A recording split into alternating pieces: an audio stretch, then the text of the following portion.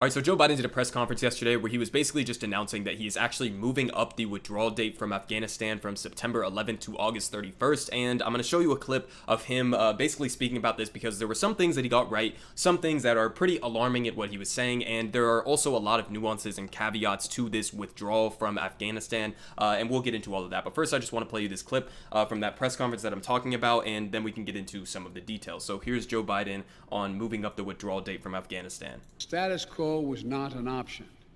Staying would have meant U.S. troops taking casualties, American men and women back in the middle of a civil war, and we would run the risk of having to send more troops back into Afghanistan to defend our remaining troops.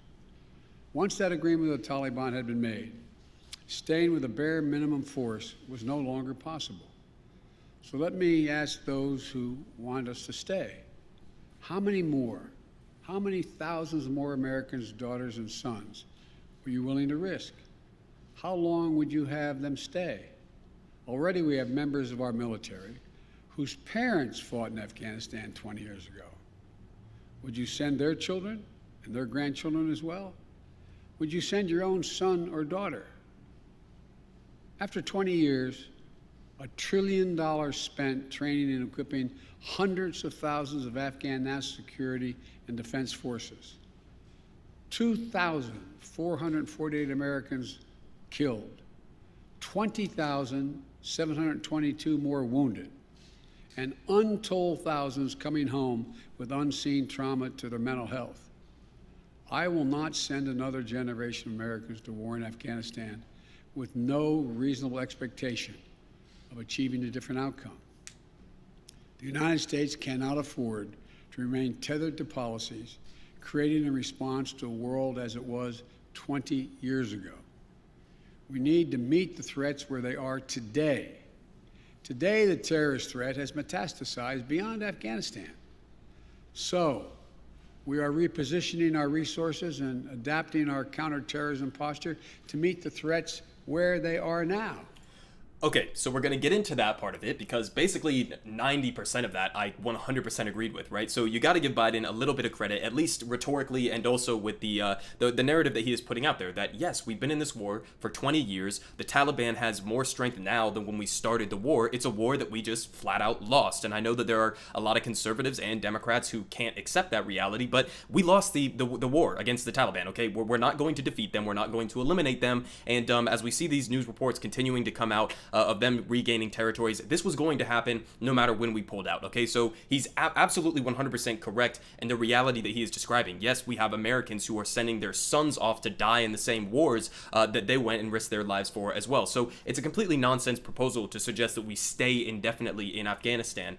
So he's 100% right on that. Now, at the end there, you would notice, and we're going to get into another clip, that he emphasizes that not only are we pulling out of Afghanistan, but we're actually going to be reorienting our anti-terror or war on terror, you could say, will be continuing elsewhere. That's a massive problem. In addition to that, I want to point out this massive caveat. So what Biden is talking about when he talks about withdrawing, right? He is mainly, at least from the reports that I've seen, talking about just boots on the ground, actual counted boots on the ground, regular troops that you would think of typically. But here's the reality of what's actually happening on the ground. And this is from 2016, and I think the ratio has actually expanded since then, but contractors outnumber U.S. troops in Afghanistan 3-1. So many of these contractors are doing actual like physical work and stuff, and they're engineers and whatever, but a lot of them are literally just mercenaries. So our mercenary presence in Afghanistan, our covert presence through institutions like the CIA, etc., is greater than the number of just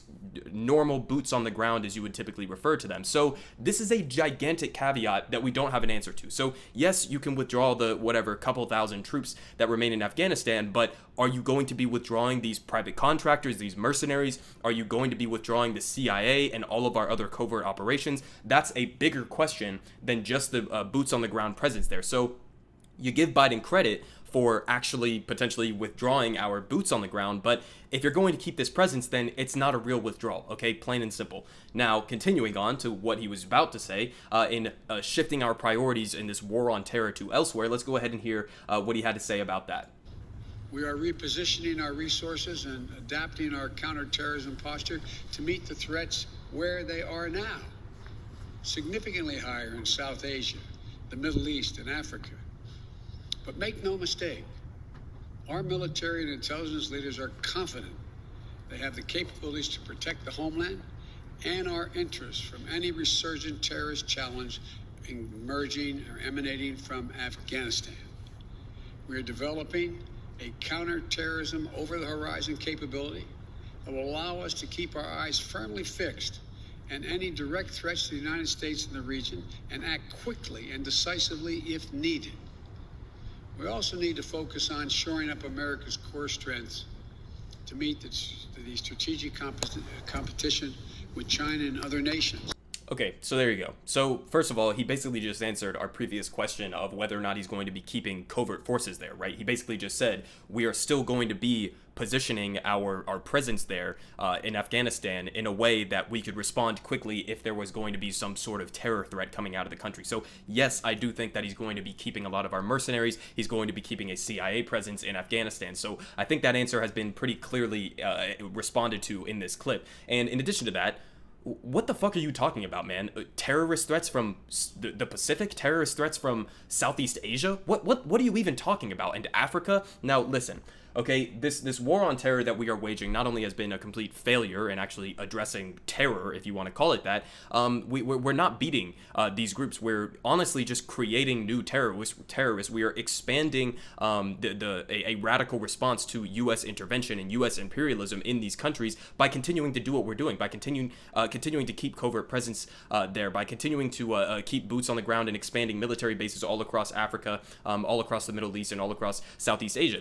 We are causing terrorism to be formed against us by these actions, by these violent actions that we take as an empire. So what is he actually talking about here when he's talking about we need to respond to terrorist threats in all of these different regions? Well, for Africa, I can show you this. So this is where basically our military presence is centralized in Africa right now. And we had that clip from a couple weeks ago of Kamala Harris literally coming out and saying in the near future there will be wars fought over water. And not trying to be conspiratorial here, but if you know anything about U.S. history, it's not beyond us, and we can look to the Middle East for specific examples of this, to fight wars over resources. In the Middle East, it was primarily things like in Afghanistan, mineral wealth, trillions of dollars in mineral wealth in Afghanistan.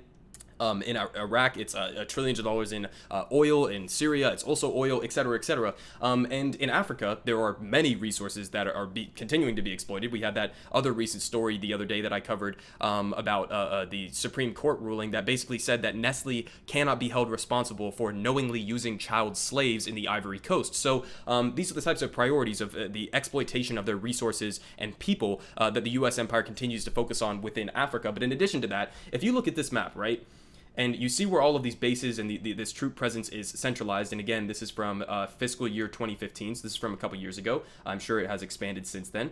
But then so you look at that right here, centralized where it's at, and then you look at a map of water in Africa, and taking in context that Kamala Harris said that we would be fighting wars over water.